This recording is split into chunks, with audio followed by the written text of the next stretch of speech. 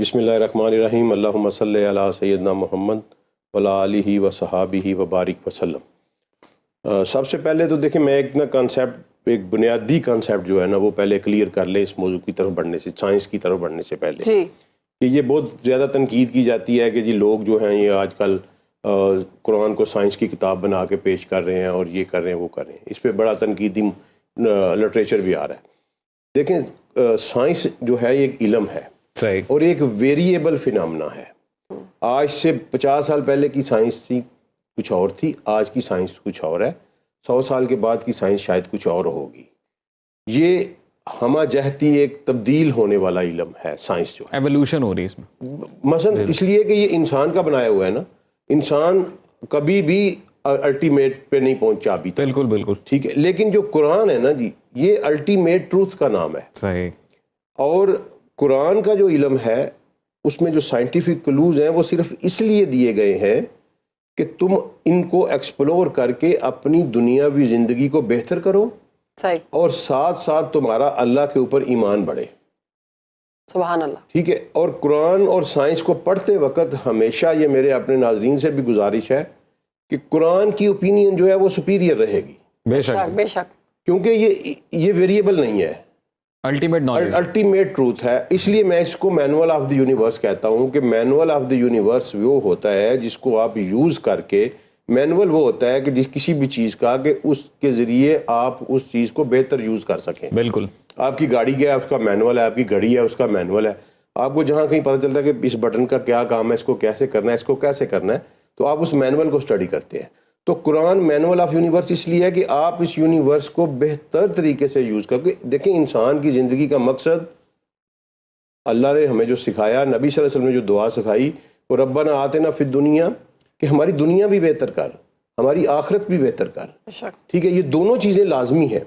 تو دنیا کی بہتری کے لیے سائنٹیفک علوم کا ہونا بہت زیادہ ضروری ہے، اور جب انسان کو یہ اسی لیے قرآن پاک میں ان کے کلوز دیے گئے، ان کی اہمیت کو بیان کیا گیا تاکہ تم اپنی دنیا کو بہتر کر سکو۔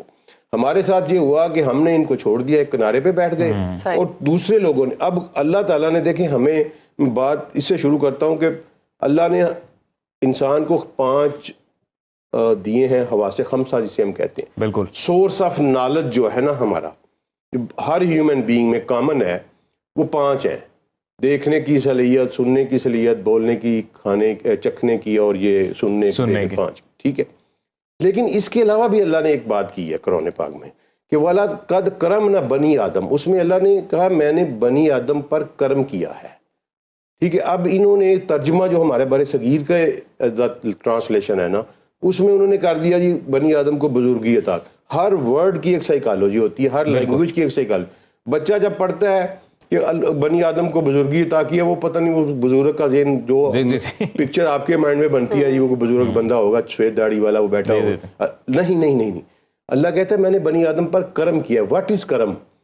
ٹھیک ہے، کرم ایک ایکسٹرا آرڈنری چھٹی صلاحیت ہے، سنک سینس، ان 5 کے علاوہ جو اللہ نے عطا کی ہے۔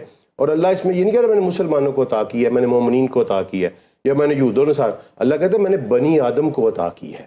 اس کو سائنس نے انٹیوشن کہا ہے، صحیح، ٹھیک ہے۔ یہ ایک ایسی چیز ہے جو اللہ نے کہا میں نے سارے انسانوں میں پیدا کی ہے، صحیح۔ اب وہ ساری، پھر اگلی آیت، ایک اور آیت ہے سورہ بقرہ کی 269، اس میں اللہ نے کہا کہ میں جسے چاہتا ہوں اسے حکمت عطا کرتا ہوں، اور میں جسے حکمت عطا کرتا ہوں اسے خیر کثیر عطا کرتا ہوں، سبحان اللہ۔ اور اللہ سے سب نصیحت یا سبق حاصل کرنے والے صرف وہی لوگ ہیں جو اعلیٰ عقل والے ہیں، جن کا ہائی انٹیلیجنٹ کوشنٹ ہوتا ہے، صحیح۔ ہائی آئی کیو والے لوگ جو ہے وہی اس بات کو سمجھتے ہیں۔ لو آئی کیو والے اللہ نے کہا نہیں سمجھ سکتے اس بات کو۔ ڈاکٹر صاحب ایک سوال سر، سوری فار دی، آپ کی اس بات پہ یہ سوال پھر وہ رہ جائے گا بیچ میں۔ اب ہائی کیو والے صرف سمجھ سکتے ہیں، لو آئی کیو والے نہیں سمجھ سکتے، تو سر لو آئی کیو والوں کا کیا قصور، پھر وہ کیسے سمجھ؟ نہیں، لو آئی کیو، دیکھیں لو آئی کیو ہے کیا، کہ وہ انسان جو اپنے آئی کیو کو یوز نہیں کرتا وہ لو آئی کیو والا ہوتا ہے، صحیح۔ مطلب صلاحیت اللہ تعالیٰ نے ہر انسان میں ایک جیسی رکھی ہے، یہ انسان کا اپنا فالٹ ہے، وہ خود یوز اس کو ملنے والے ماحول کا فالٹ ہے، ٹھیک ہے۔ ایک انسان جو ایک بچہ پیدا ہوا وہ جانوروں کے باڑے میں پیدا ہوا، وہاں جانوروں میں اس نے زندگی گزار دی، تو وہ پھر اس کا آئی کیو اسی طرح کا ہونا ہے نا. بالکل. جو یہ اس کے والدین کا قصور ہے, اس کے ماحول کا قصور ہے, اس کا اپنا قصور ہے جس سے وہ لو آئی کیو میں رہ گیا. جی. لیکن جن لوگوں نے سوچا, سمجھا, فکر کیا, تفکر کیا, وہ ہائی آئی کیو میں چلے گئے. صحیح. اور اللہ کہتا ہے کہ میں نے حکمت عطا کر. حکمت کیا چیز ہے؟ اس جو کرم ہے, وَلَقَدْ كَرَمْنَا بنی, کرم جو اللہ نے انٹیوشن کی جو چھٹی صفت دی بنی آدم کو, اس سے جو نتیجہ اخذ کرتا ہے نا, وہ حکمت ہے. صحیح. صحیح قوت فیصلہ جو ہے نا, یہ اب وہ ساری میں سائنس کی بنیاد رکھ رہا ہوں. صحیح. ٹھیک ہے. تو وہ صحیح قوت فیصلہ جو ہے ایکچوئل وہ حکمت ہے. اور اللہ آگے بڑے خوبصورت بات کرتا ہے کہ میں جسے حکمت دیتا ہوں نا, اسے خیر کثیر دیتا ہوں. یعنی کوئی ایسا بندہ جس کو اللہ حکمت عطا کرتا ہے, وہ ہیومینٹی کے لیے ویلفیئر بن جاتا ہے. بے شک. ہر سائنسی ایجاد کرم اور حکمت میں آتی ہے. ایسے ہی. واہ واہ. کیونکہ وہ ہیومینٹی کے لیے ایک ویلفیئر بن, اس کو کہتے ہیں خیرن کثیرہ. بالکل. قرآن نے لفظ یوز کیا خیرن کثیرہ. کثرت کی خیر. کیا بات. مثلا جس نے پینسلین دریافت کی مر گیا پتہ نہیں بیچارہ کب کا, لیکن کتنے لوگوں کو لیکن کتنے ملینز لوگوں کی جان اس نے بچائی. جس نے انسولین کا یہ طریقہ دریافت کیا, پتہ نہیں وہ کون تھا, مر گیا بیچارہ, لیکن آج تمام انسان اس سے فائدہ حاصل کر رہے ہیں. اس کو کہتے ہیں خیر کثیر. یہ سائنٹیفک کلوز اللہ نے اس لیے سائنس کے اوپر زور دیا کہ تم پڑھو, تم اس کو سمجھو. یہ کائنات میں نے بنائی ہے, اس میں ڈفرینٹ قسم کے فینامناز رکھے ہیں.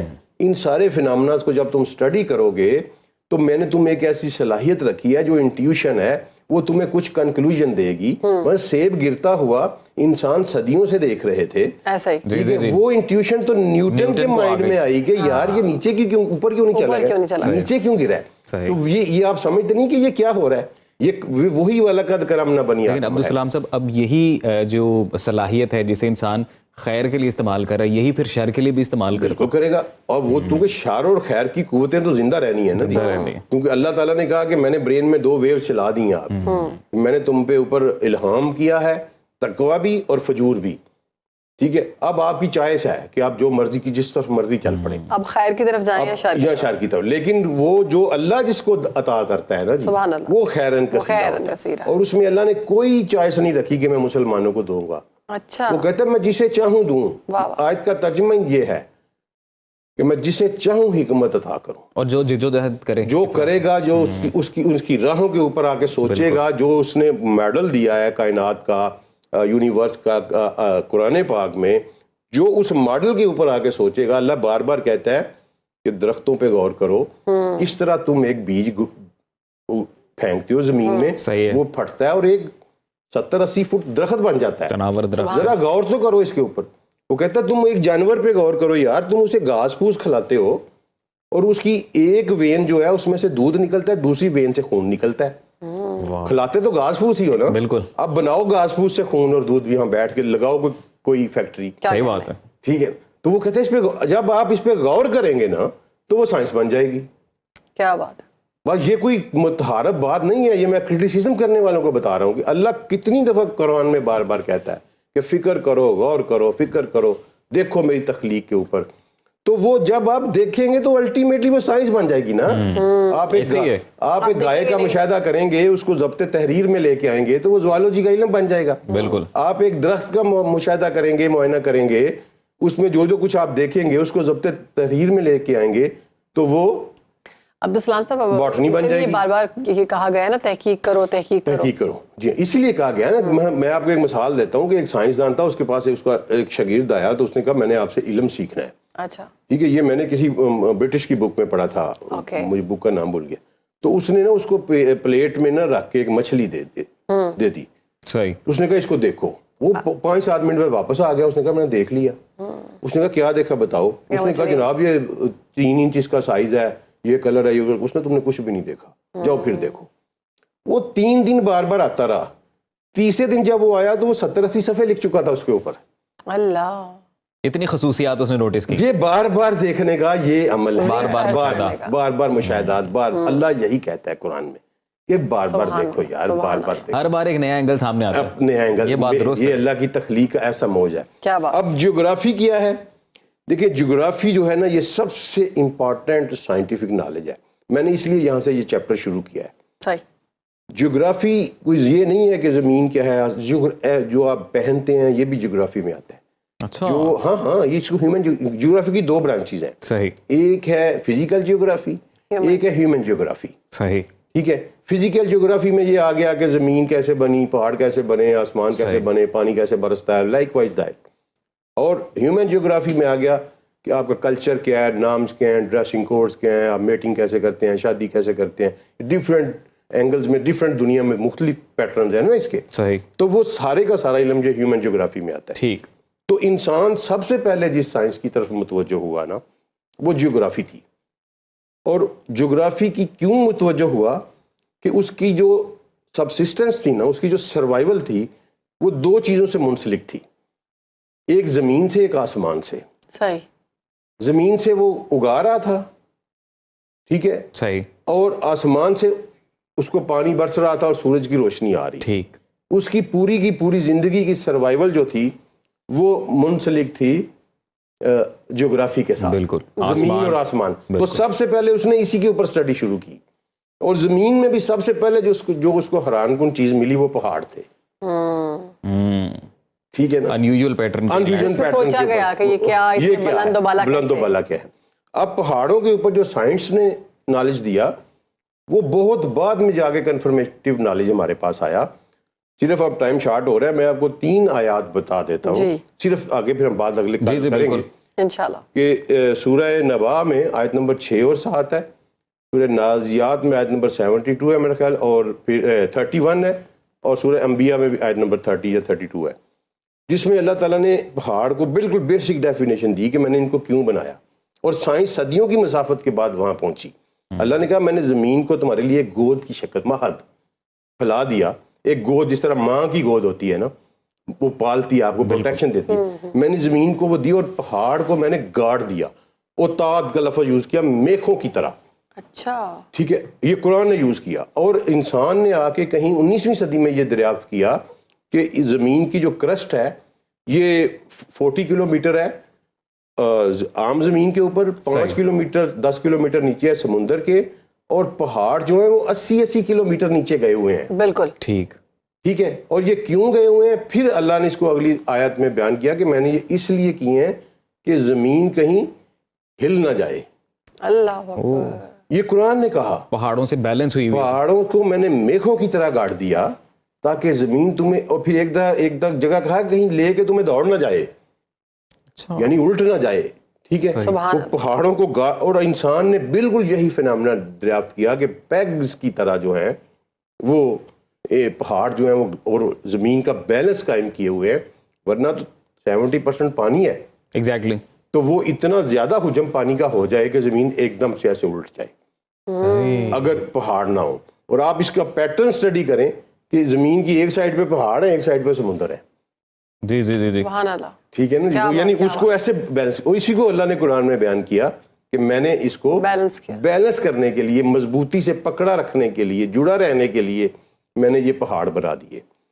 پھر اس کے بعد اللہ نے کہا کہ تم سمجھتے ہو کہ یہ پہاڑ کھڑے ہیں, یہ تو سرمئی بادلوں کی طرح اڑ رہے ہیں. یہ عبدالسلام صاحب بڑے خوبصورت آپ نے بات کی اور درست نشاندہی کی کہ یقیناً عقل والوں کے لیے نشانیاں رب نے ہر اپنی چیز میں رکھی. اب اس پہ ہم اگلے پروگرام میں بات کریں گے کہ پہاڑ کیسے اڑ رہے ہیں, کیسے اڑ رہے ہیں. بالکل ٹھیک ہے. اور کیا آج کی سائنس اس کو مانتی ہے؟ قرآن نے 1400 سال پہلے کہا کہ پہاڑ اڑ رہے ہیں, تم سمجھتے ہو کہ یہ کھڑے ہیں؟ سبحان اللہ. یہ تو اڑ رہے ہیں اور ایسے لگتے ہیں جیسے سرمئی بادل اڑ رہے ہیں.